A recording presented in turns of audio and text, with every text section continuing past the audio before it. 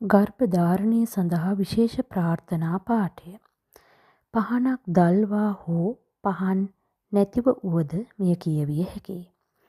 නමෝ තස්ස භගවතෝ අරහතෝ සම්මා සම්බුද්දස්ස.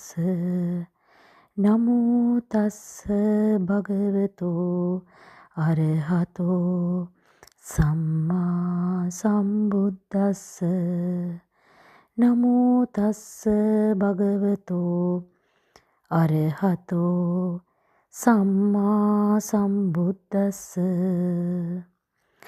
සර්වඥ බුදුන් වහන්සේගේ අනන්ත කරුණාවත් මහා කුසල බලයෙන් අපට දරුවෙකු ලැබීමේ යහපත් වාසනාව උදා වේවා. මාගේ ශරීරයත් සිතත් සමබරව සුවපත් ලෙස පවතිමින් ගර්භධාරණයට සුදුසු හිතකර පරිසරයක් සැදී ආවා.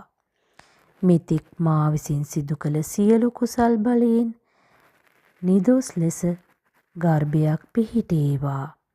ඒ ගර්භයෙන් උපදින දරුවා සුවපත් දීර්ඝායුෂ බුද්ධිමත් සහ ධාර්මික සත්පුරුෂයෙකු වේවා. ගර්භධාරණ කාලය පුරා මා ශාරීරික හා මානසික ආරක්ෂාව සමාධිය සිත සුවය ලැබේවා.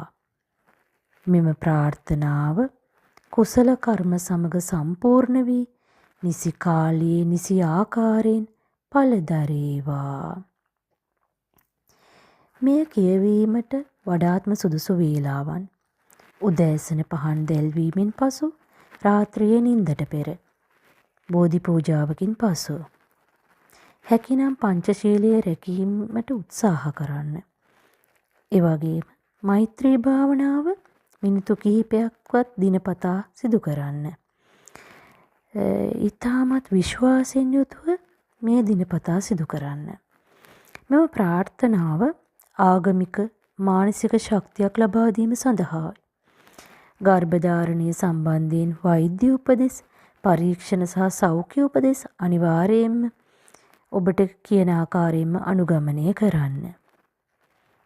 ඔබේ කිරිසිහින ඉක්මනින්ම සැබෑ වේවා.